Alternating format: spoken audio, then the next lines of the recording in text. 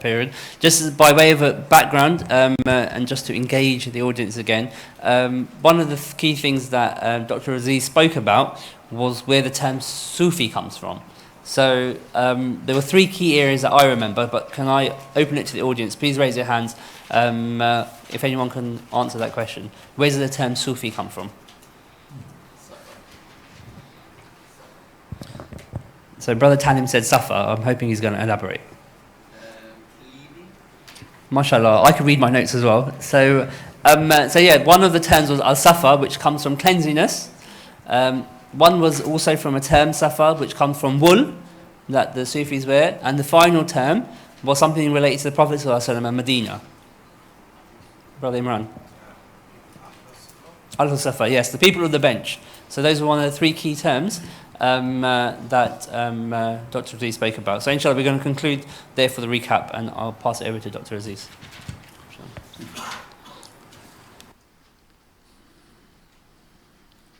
أعوذ بالله السميع العليم من الشيطان الرجيم بسم الله الرحمن الرحيم إن الحمد لله نستعينه ونستغفره ونتوب إليه من شرور أنفسنا ومن سيئات أعمالنا إن الله وملائكته يصلون على النبي يا أيها الذين آمنوا صلوا عليه وسلموا تسليما اللهم صل صلاة كاملة وسلم سلاما تاما على سيدنا محمد الذي تنحل به العقد وتنفرج به الكرب وتقضى به الحوائج وتنال به الرغائب وحسن الخواتم ويستسقى الغمام بوجهه الكريم وعلى آله وصحبه في كل لمحة ونفس بعدد كل معلوم لك. Dear brothers, Assalamu alaikum wa rahmatullahi wa barakatuh. Inshallah, at the beginning, inshallah, we'll go briefly about what we have seen yesterday. So first, we were talking about the approaches about Sufism, and I have received some questions after my previous lecture finished. I received some questions from some brothers who are asking to elaborate more about these approaches.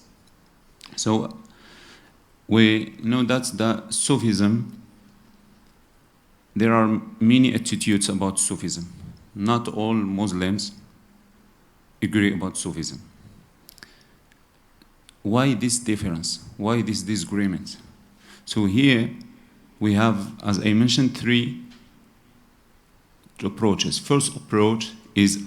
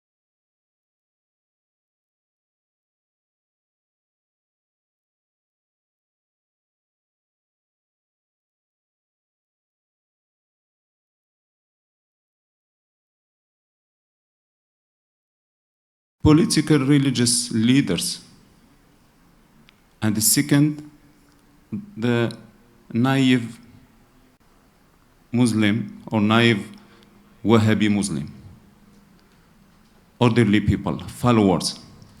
These followers, they just follow what their religious leaders told to them, and they took their opinion as a holy opinion. So they criticized Sufism because their leaders told them that Sufism is not okay. Sometimes they criticize the mashayikh without reading even one book about them.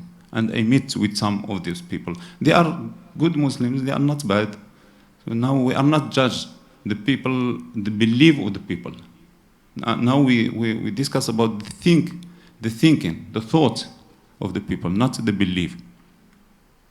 So sometimes I found some people who are against Mullah Abdul Qadir Jilani, against Mullah Abdul Salam Numashish, Abu Hassan Shadili, Tijani, any sheikh, any Sufi sheikh. They said, no, this sheikh is nothing, is out Sharia, has many undesirable innovations, many bid'ah, so on. And when I asked them if you read anything, if you have any idea about this sheikh, sometimes they said, yeah, well, I have read from my sheikh, from sheikh. They don't read their books. They don't even know about them anything.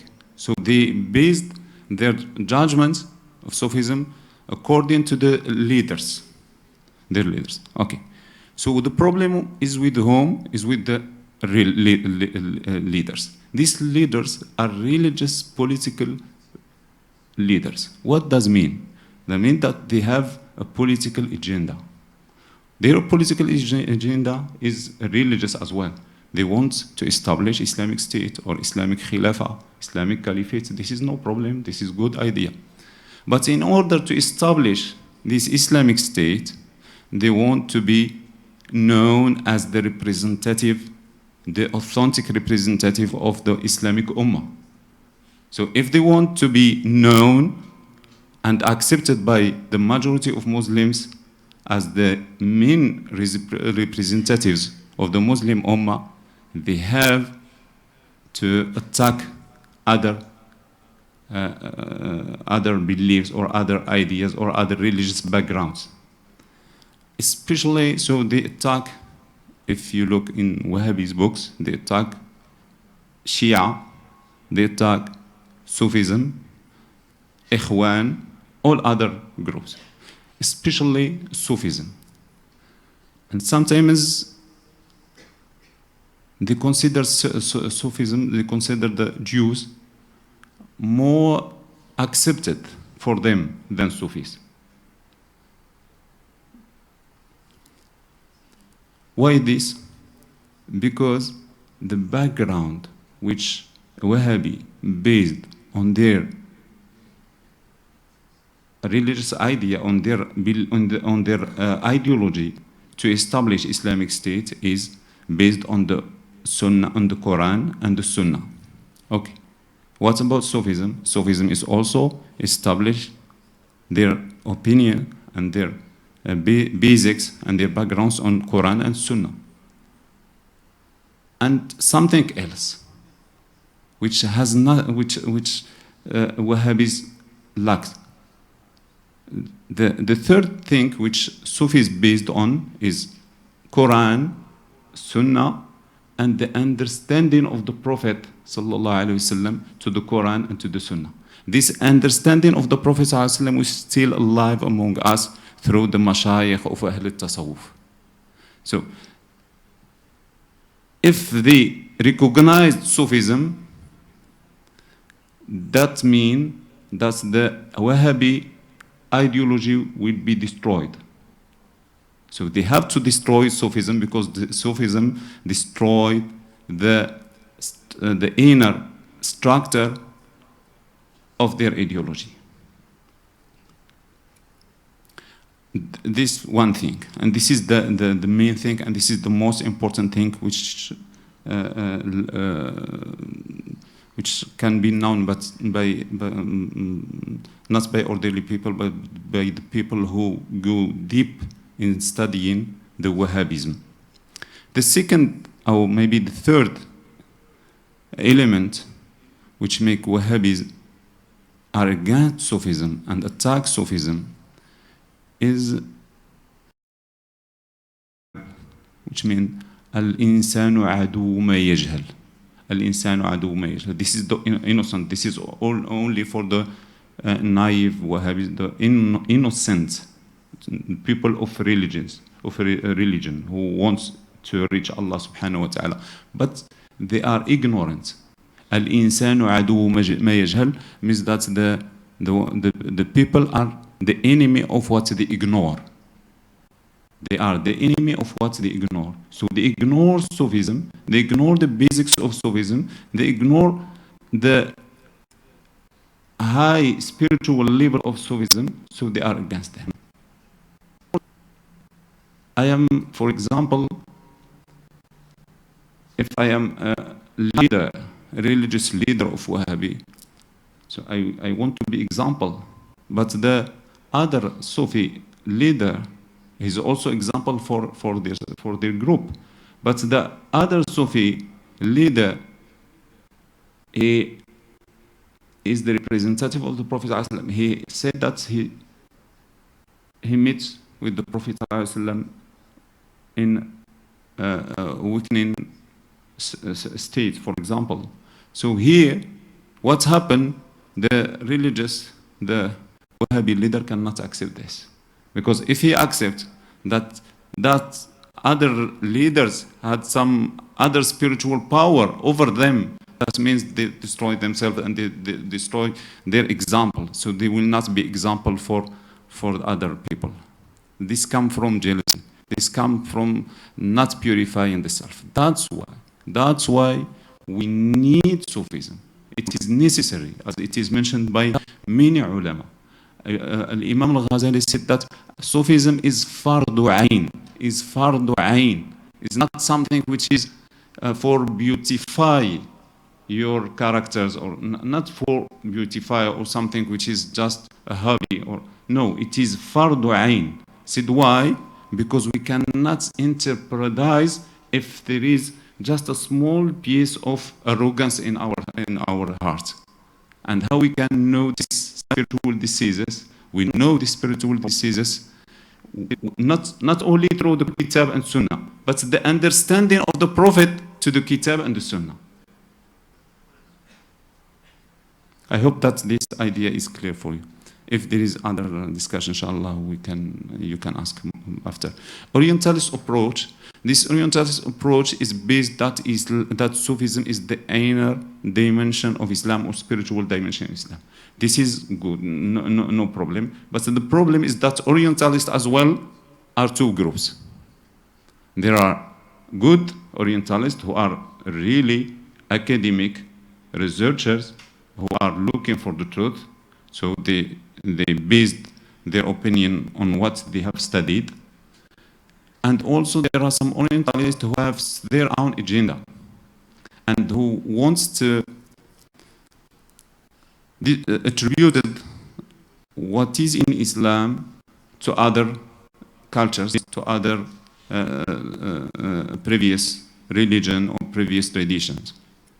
And that's why they believe or they think that Sufism is something which is not only separated like a second element of Islam, but also sometimes it's far from Islam. It is added by other religion, like the Rahbaniya, the Christian Rahbaniya, some kind of mysticism, like Christian mysticism. The Sufi approach, which we have talked about, that Sufism is the highest rank of Islam, and Sufism has two meanings: the meaning of purification and the meaning of perfection. So we need purification in order to reach the perfection. The perfection, what does mean to require the example of the Prophet ﷺ, because the perfect man is the Prophet ﷺ. So we have to acquire the characters of the Prophet ﷺ, the sifat of the Prophet ﷺ, in order to reach this kind of purity, this kind of perfection. And the ultimate goal of Sufism, of course, is to reach Allah subhanahu wa ta'ala and the pleasure of Allah subhanahu wa ta'ala. So now, in brief, what does Sufism mean? I mentioned that Ahmad Zarruq give more than 2,000 definitions of Sufism. But we have just to memorize one easy definition of Sufism. Sufism is the purification of the carnal self in order to reach the ihsan. This is Sufism. So if anyone asks you what does Sufism mean, don't answer any other question. This is easy question. This is the easy answer, and this is the answer of the Sunnah. It is the purification in order to reach the ihsan. And I mentioned the origin of Sufism. Said that Sufism derived from wool, suf, derived from purity, safa, derived from ashab al-sufa, the homeless and the poor men who are living at the time of the Prophet ﷺ, and they have their own corner, which is stick to the Masjid al-Nabawi, and derived all from the rank. Rank, what is rank is saf, saf al-awwal. They are always in the first rank of salat, and the first rank of the mujahidun, and the first rank on doing pious acts. So always they are the pioneering in doing pious acts. And also there is 5 derivation which came from Greek word of wisdom, Sophia. Why? Because the major aim, purpose of Sufism is also to acquire hikmah, wisdom.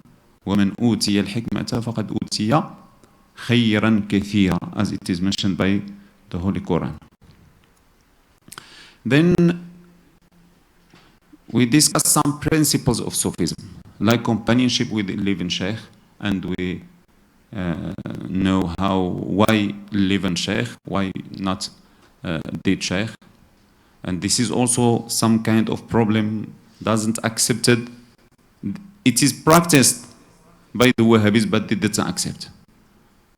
The Wahhabis, when they refer to book, to Kitab and Sunnah, they refer to their Mashayikh, the understanding of their Mashayikh. But they can't accept that Sufis, they have their own example, which is a living Shaykh. Also, why even among Sufis, we are in dire need, because some tariqas, they have no living Shaykh, but they have the methodology of there are some Sufi tariqas who are, their Mashayikh passed away, but this keep people, disciples, they keep gathering and doing dhikr and doing. This is for tabarruk. This is only for barakah, not for tazkiyah, not for purification. For purification, a living shaykh is necessary. And also we discussed the importance of Sufi methodology of purification, which is ignored at the moment. Nowadays, this methodology maybe we cannot find, just rare places which still, real Sufi orders now which still keep this kind of methodology. Now, Sufism, according to many Sufi tariqas, are the meaning of it is only dhikr. Sufism is dhikr, nothing else. Dhikr and weekly, individually dhikr, gathering for wadifa. This is what does Sufism mean, but not purification, not methodology. And also we discuss about dhikr and how important it is, but it's not everything.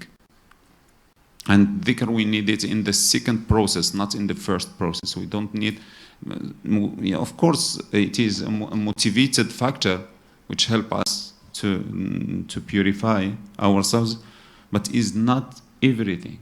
So if you want to distinguish as well between the living Sufi tariqa and the dead Sufi tariqa, ask them, what is your methodology of reaching Allah subhanahu wa ta'ala? If they said, what are you doing to reach Allah subhanahu wa ta'ala? So I want to belong to you. What is, how you can advise me? If they told you that we have dhikr, such gathering, then what is about methodology? If they have no methodology, no tazkiyah, so just leave this group.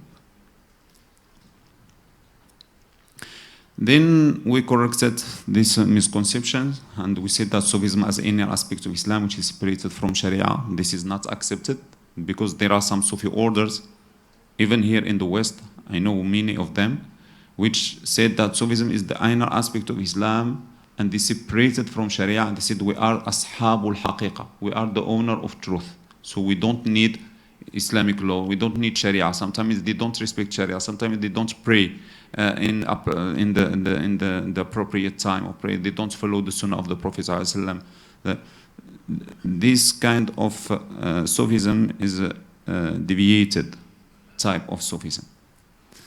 Sufi Sheikh and how to distinguish between the fake and the real Sheikhs, and I mentioned 3 elements: asking money for himself or his business. Second, has been guided himself by Allah, by the Prophet, and by the Sufi Shuyukh. And also he is the one who doesn't claim I am. Who is not the one who claim I am. As it is mentioned by Ahmad Zarruq, that man qala ana hu falaysa bihu. That those who said that I am the one, the Shaykh, the Ghawth, the Qutb, he is not Shaykh, he is not a Qutb, he is not a Ghawth. Because the Ghawth must be understood by myself. When I follow you, I have to recognize that you are a Ghawth, not to tell me by your tongue, I am a Ghawth. I have to feel this in my heart. If you are a Qutb, I have to feel this in my heart. I have to feel this in your lectures. I have to feel this in your dealing with people, not by only seeing. This is just claim. Now, inshallah, we will move to some stories of the awliya of Allah, and we will start by Sheikh Abu al-Hasan al-Shadili, the founder of Shadiliya Sufi order, well-known Sufi order in Morocco. And inshallah we will take some lessons from it. So first we have to know how Sufism arrived in North Africa. Second, the Shadiliya Sufi order as the first North African Sufi order. So how Sufism arrived to North Africa? Here there are 2 points. First, Sufism came first to North Africa as an individual practice because he came with the first Muslims. North Africa, Islam reached North Africa in the first century of Hijrah. The first century of Hijrah, the Islam came to Africa through Uqba ibn Nafi', أحد التابعين.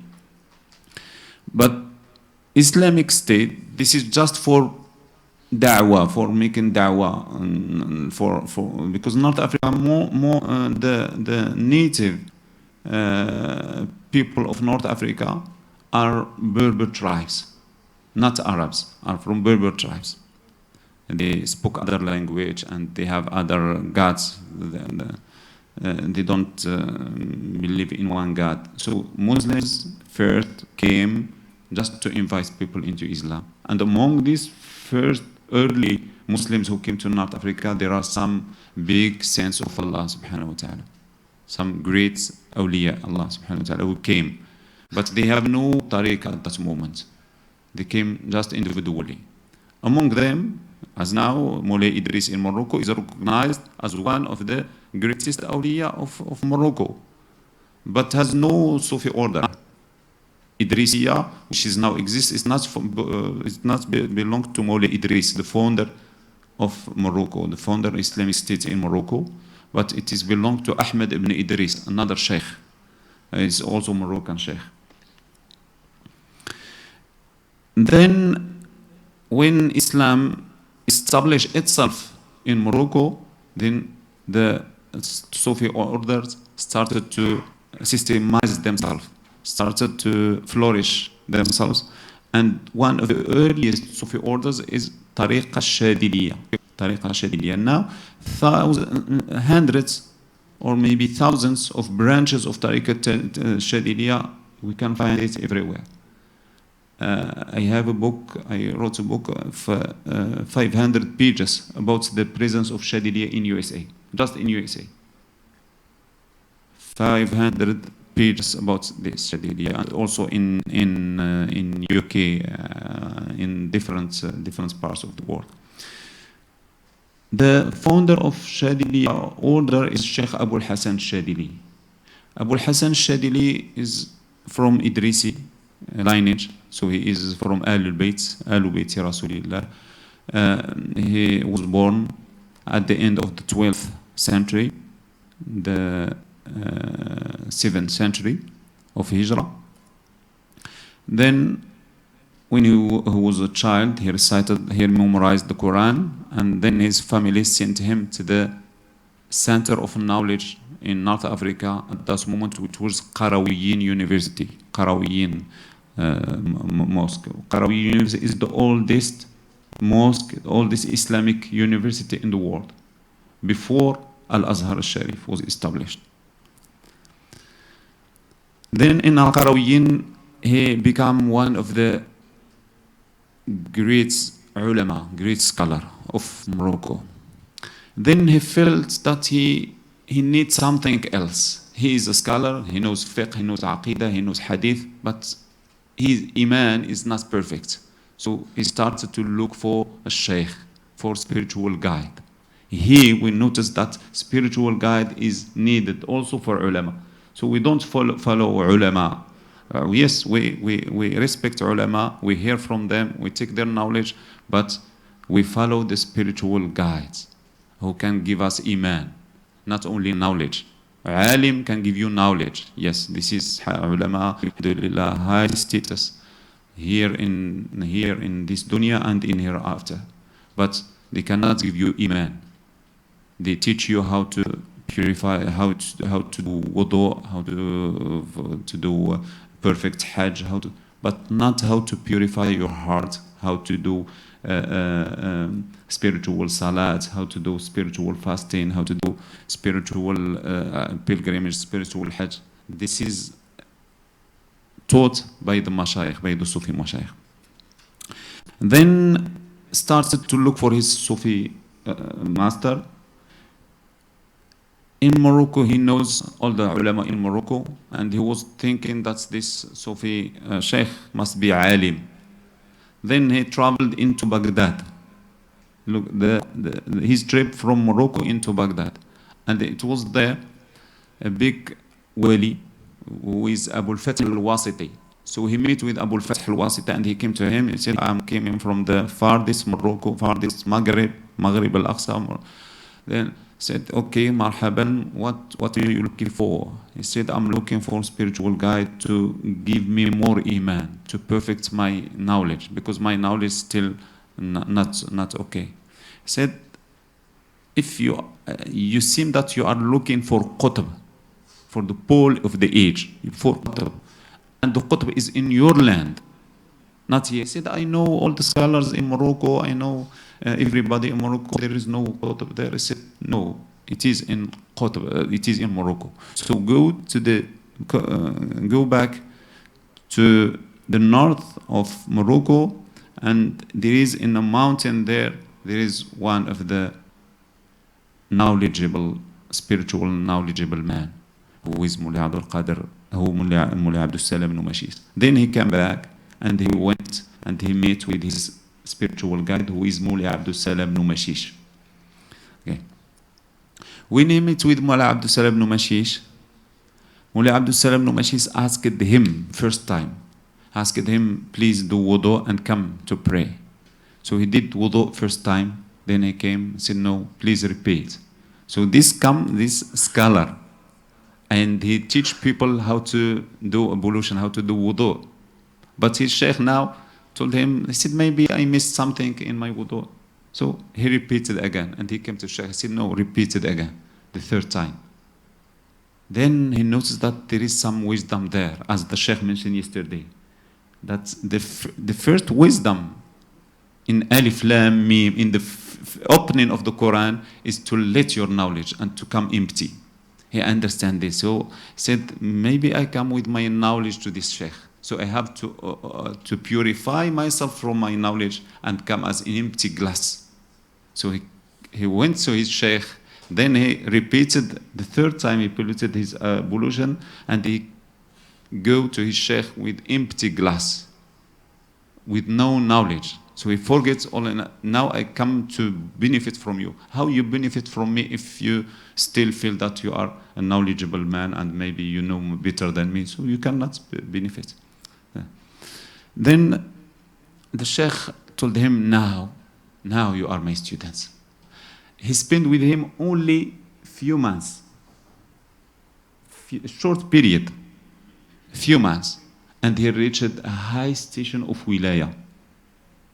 Only few months, not many years. Now, with some Sufi tariqas, you find the people, you ask him how many years you are with the Sheikh, 30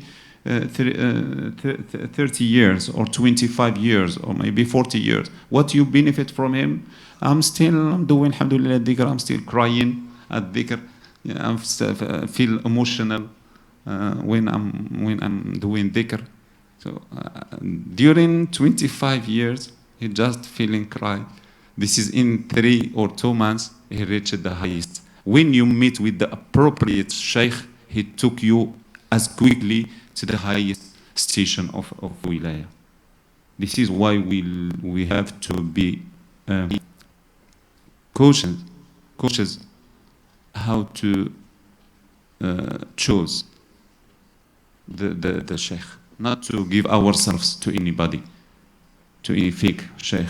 We have to submit to the appropriate sheikh who can take you in few months to the divine presence.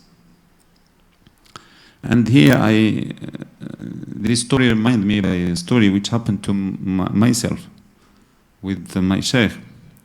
I was with another Sufi tariqa for 20 years. Then when I was talking with my sheikh, he told me, I was in the old, now at that moment I'm not following the sheikh yet. And he told me, what you benefit? I said, my sheikh, alhamdulillah, is always in the presence of the Prophet ﷺ. My sheikh is a good man, so he is, alhamdulillah, high status of wilaya. I said, what about yourself? Have you reached the Prophet ﷺ? When you meet with Allah subhanahu wa ta'ala, what you told him? My sheikh reached the Prophet, this is good and best for him. But what's for you? What will tell to Allah subhanahu wa ta'ala? So this is the real sheikh, really. Then when he spent, this is the lessons which we take from the story, the necessity of the spiritual guide, even for ulama.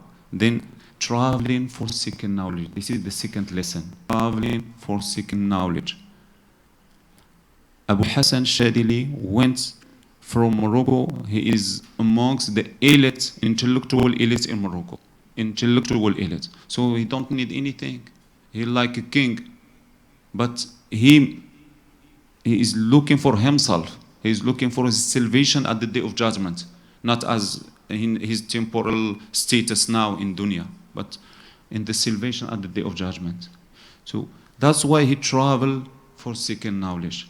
And the Sufi principles, one of another Sufi principle is traveling. The Sufi mashayikh, the Sufis are always traveling.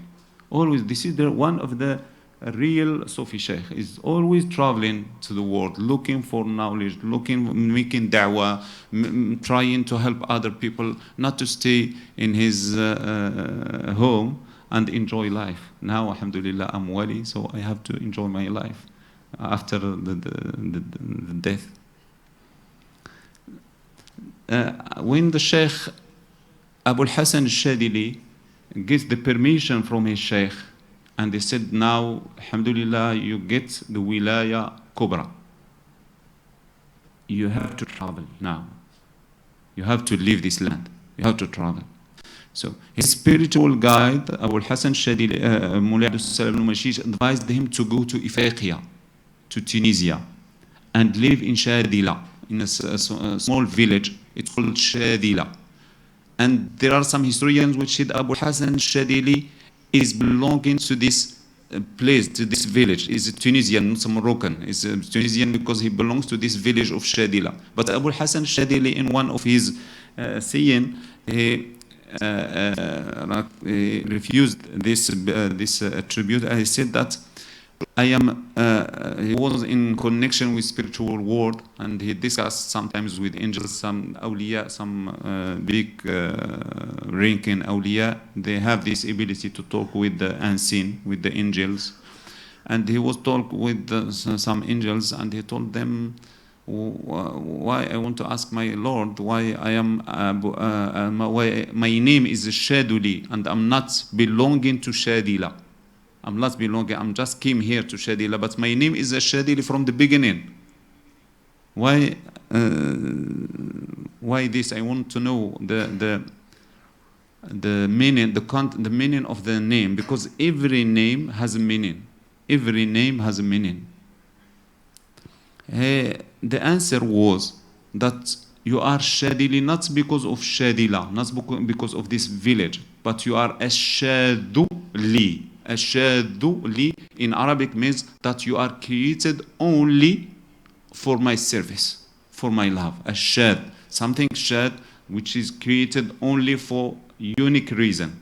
This unique reason is love and the service of Allah subhanahu wa ta'ala, to be in the service of Allah subhanahu wa ta'ala. Then Abu Hassan Shadili spent a short retreat in the village of Shadila, and then has the permission to do da'wah. So he went to the Tunisia, to the city center, and started to make da'wah, and thousands of people come to him, and even intellectuals.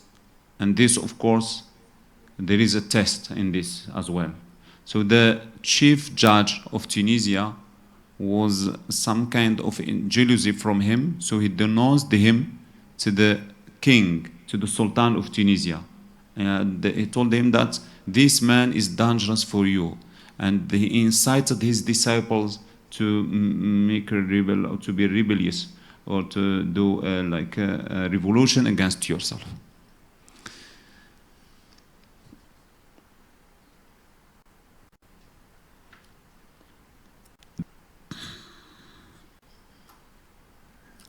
Then the Sultan invited the Sheikh, and they questioning him, and then he detained him in the palace for a short period. But the students, his students, thousands of students came and surrounded the palace, and it was like a kind of revolution. And the king's brother was one of the followers of Sheikh Abu Hassan Shadili. He interceded with the king, and they asked him to release this sheikh, or something not okay will be happen in Tunisia. Then the king, the sultan, releases the sheikh, and promised him to not cause any kind of problems, any kind of obstacles. But the sheikh decided to leave Tunisia into Egypt. In Egypt, Shadiliya Sufi order established itself as a powerful Sufi order. And also in Egypt, this judge, Abu al-Qasim ibn al-Barra, also sent a letter to the king of Egypt, and they told him that there is a dangerous sheikh who came to your land, so you have to fight him or to dismiss him from your land. But the king of Egypt was a wise man. Then he offered him location. Then Sheikh Abu Hassan Shadili established himself and established his Sufi order there in Egypt, and he met with his successor, which is Abu al-Abbas al-Mursi.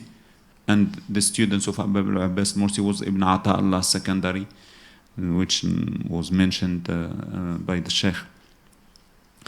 Then Shadiliya started to flourish into Africa, come back again to Africa and to North Africa and South Africa, and become popular all among the world. Abu Hassan Shadili, his influence on the Shadiliya Sufi order was very deep, The intellectual and spiritual impact of Ibn Mashish was certainly of crucial importance in the formation of a Shadiliya. But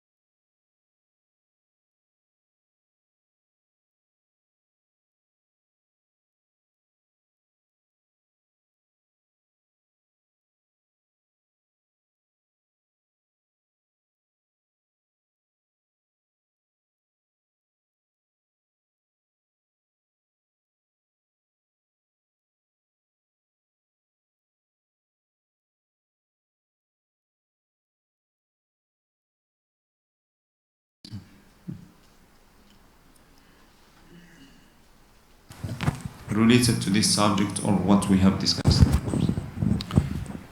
Bismillah ar-Rahman ar-Rahim. The anti-Sufi Wahhabi approach, how long roughly has this been about? And what, if anything, can be done to change their approach? Inshallah. The origin of Wahhabism ideas are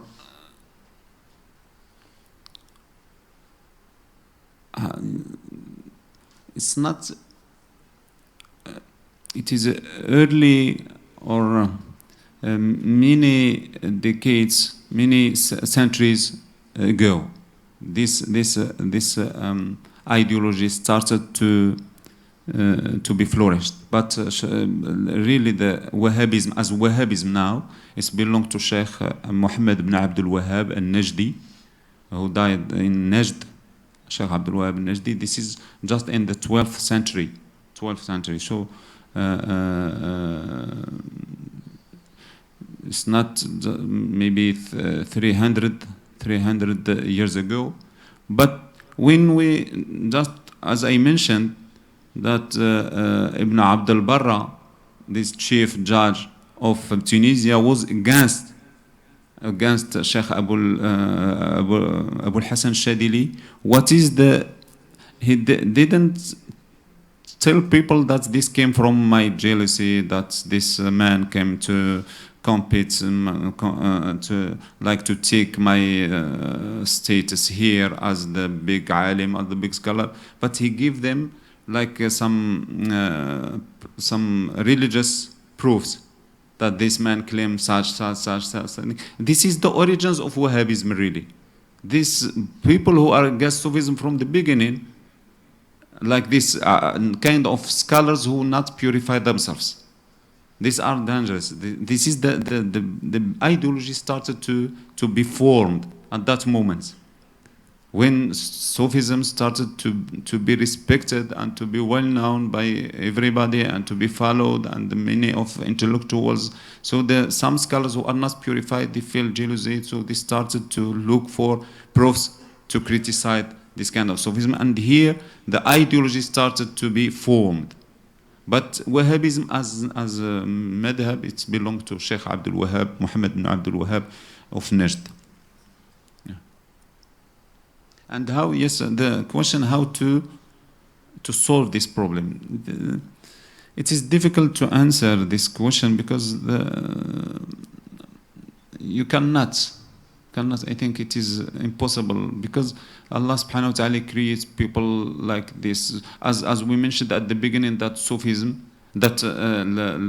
is the highest rank of Islam. So Islam is three types: Muslim, Mu'min, Sufi, Muhsinin. So you cannot convince the Muslim who has not the capacity to be Muhsin, cannot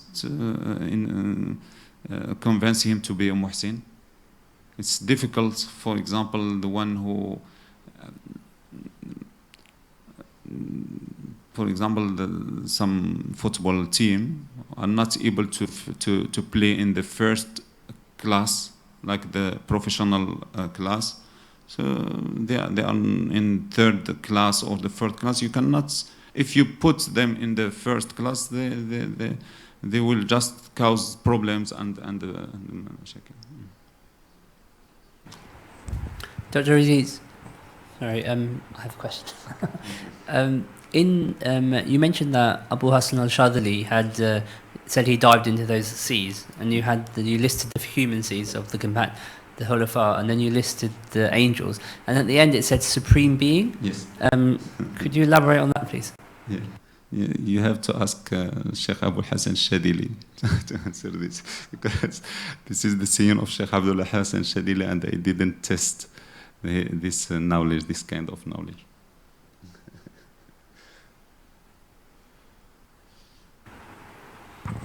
Assalamu alaikum, Sheikh.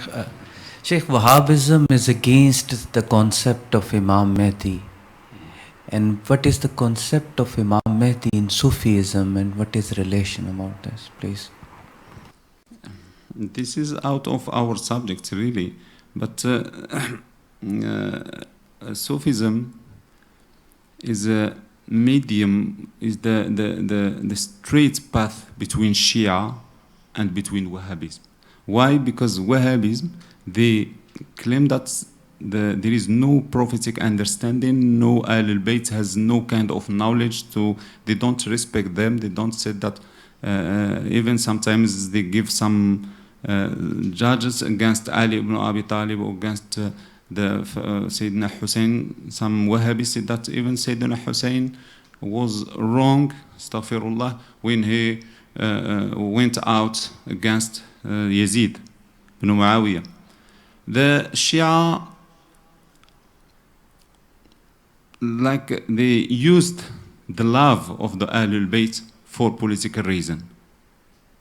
The Sufiya, they don't use the love of Ahlul Bayt, they love sincerity, they love really the Ahlul Bayt, and they consider that Ahlul Bayt are, all of them are the biggest of awliya or the greatest of awliya, and many Sufi lineages go back to Ahlul Bayt, go back to Ali ibn Abi Talib, go back to many of Ahlul Bayt, and they love Ahlul Bayt, and sometimes they have some adhkar related to Ahlul Bayt, but they don't use this love in extreme way or for political agenda or for anything, but come from their sincerity, from their ihsan, from their practicing of their religion, the true religion. Yeah. For Mahdi, this is another subject, inshallah, we can discuss, inshallah. Inshallah, I'm just going to take two final questions, and as Dr. Idreesi said, if you keep it relevant to the topic, that'd be appreciated.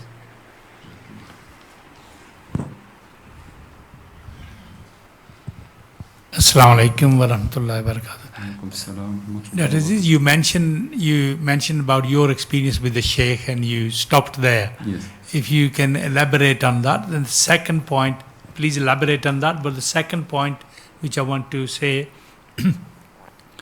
that really Sufism doesn't have any political or religious state in the Islam as today, in even outside Saudi Arabia. Mm-hmm. they don't really have any authority in the sense which any government or anything which takes advice from them or follow them or one of the reason is that because there's a lot of Sufis left the characteristics and they focus that and it's almost I don't want to use this word wrongly, discredited in the but the Muslims, power people who make decisions, they have no access to that. But Alhamdulillah, I accept what you say with love Alibat, truly, and it's an individual journey. Now, it's not about collectiveness, because Sufism cannot affect anything at the moment in the sense power from individuals. And the individual, that's why one of the reasons I wanted to ask you about the first point. The second point, I will start from the second point with Sufism and politics. Really, the Sufism is above everything, because Sufism is in relation to Allah subhanahu wa ta'ala. It has nothing to do with this world. This is just a temporal life which will live soon. So they don't have any objectives for this life except to help people. But however, Sufism can interfere in politics. How can it interfere? I think the sincere politics are done by Sufis, because the Sufis, their duty is to reform the human being from inside. The politics, the aim of politics in general is to reform the society. But how can we reform the society if there is a rebellion inside the self? There is a ruin inside the human being. So the major aim of Sufism is to build human being from inside. And then this man who is built, he can be leader, he can be political leader, he can establish government, he can work, he can be beneficial in each place they are there. He can be fruitful wherever you put a Sufi. Wherever he is fruitful. He can give results. So this is the vision of Sufism is not a limited vision. We want Islamic State. No, we want to establish the real Muslim. And this real Muslim can establish everything. Everything comes from him. So, and of course, they can interfere sometimes in some, if Islam is touched, or if the land, for example, Muslim land, is attacked by others. So Muslims are the first one who can lead jihad, who can sacrifice themselves to defend others, to defend the land, to defend their beliefs. So they are not like people who live in isolated area, or they don't deal with the others. They care about the others and they care after them as well. For the first question, inshallah, I will come back to him in details, because there is another lecture which will be about this, about Sheikh Sidi Abdul Aziz Dabbagh and Sheikh Ahmed al-Dabbagh. So I will come back, inshallah, in details.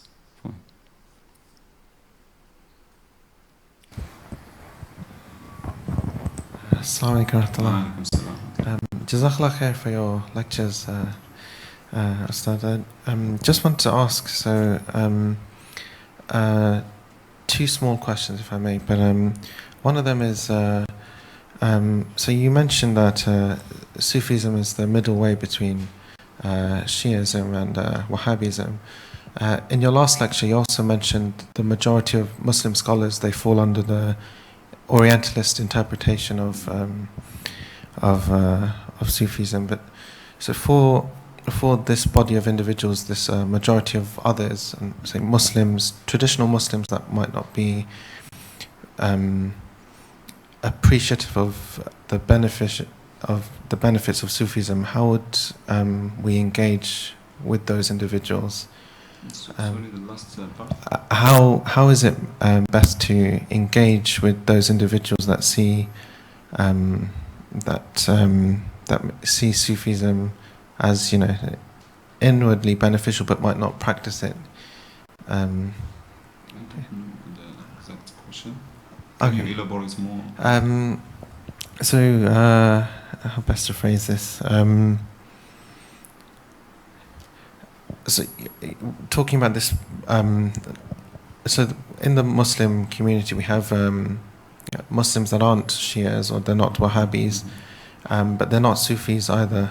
Although, so they may benefit from understanding about Sufism. Yes. So, how best is it to engage with those individuals? Yes.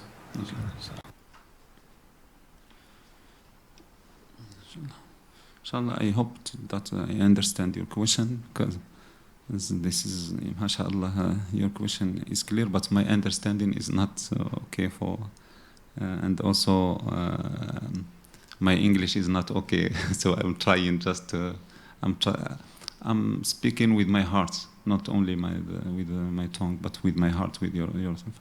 So, yes, when we see that the majority of Muslims, I can see the majority of the I don't mean the إجماع علماء الأمة. I don't mean the majority of the traditional scholars. Some scholars, I mean some academic scholars like university professors, some who don't practice Sufism, but they are tolerated with Sufism. Yes. Those people are close to Sufism because they are not against, but they have it distorted, they have not a complete vision of Sufism.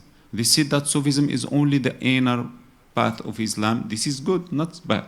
But what they need the mashayikh to be among them to guide them.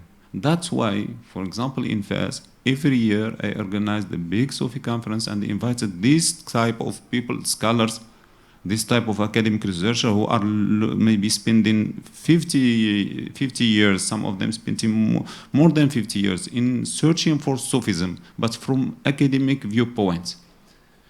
Those people need the real mashayikh.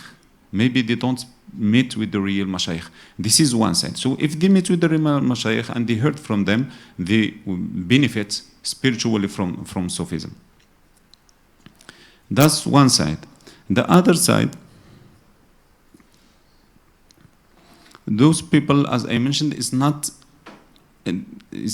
against Sufism.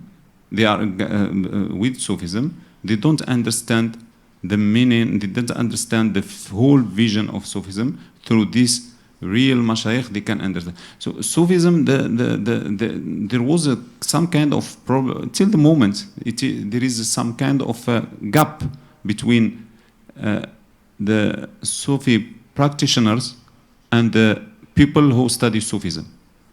Sufi practitioners are living in their own zawiyas, their own khanqas. They don't just dealing with a small group of students. And the university, thousands of people came to the university.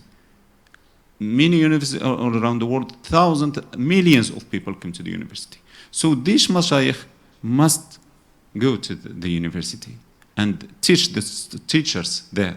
So the teachers can affect the majority of people. So people can benefit from Sufism. The other thing, why this idea came, why these people, these university scholars, just believe in the inner path, they don't have the whole vision of Islam, because the Sufism, when they came to them, they been introduced to Sufism through books, not through the mashayikh. For example, here in the West, the first people here, Westerner intellectuals, introduced to Sufism through whom? Through the books of the poetry of Jalaluddin Rumi, the poetry of Sahrawardi, the poetry of many Sufi Ibn Arabi. So they know about Ibn Arabi, they know about Jalaluddin Rumi, but they don't know the path of Sheikh Sidi Ahmed, but they don't know the path of Sidi Abdul Aziz, the path of Mullah Abdul Qadir to follow. Because they received this and they think that Sufism is that. Yes, Sufism is, they took Sufism from the outer form, which is Sharia, and they keep only the and in Europe and especially in USA, because I spent couple of years there, looking for Sufism there, they have special centers, even non-Muslims. They have special centers called Sufi centers. Sufi centers. But when you go inside there, there is no Sufi center, there is nothing about Sufism. Just doing hadra. People come, I'm a Sufi. Well, how, which tariq, and inshallah, I'm belonging to that center. So when you go with him to this center, they find them dances, just dance. Or making violin dervishes, like violin dervishes, making the dance, which is known dance of or sometimes just they make some kind of contemplation, some kind of tafakkur, muraqaba, but they have nothing about the conditions of Sufism, fiqh, aqidah, and those people are not bad, but they can be misguided, and they can receive something from shaitan, so they can misguide it. So the duty of you, the duty of the Sufis, is to go to these centers and to try to make people come back to the origins of Sufism. And a story, this happened to me once in a Sufi conference in USA, and was the man there who attended this Sufi conference, and I told him, "Are you Sufi?" He said, "Yes, I'm Sufi." "How long have you been Sufi?" He said, "Maybe 3 or 4 years." So I told him, "When did you convert to Islam?" He said, "Not yet. I'm still thinking. I'm still thinking about Islam. I'm Sufi, but I'm still thinking about Islam." This is something which is impossible, but this idea is famous in the West. Yes. Okay, Jazakallah khair to Dr. Aziz for his time, and inshallah there'll be more series during the course of Itekaf. Can I just request just a 3-minute break to stretch your legs, and then we're going to have our final session with Ustaz Shaban, and we will be done by 5:30, so we're going to be done slightly earlier today, so just bear with us for that moment. So just stretch your legs, everyone stand up, please try not to leave the hall, and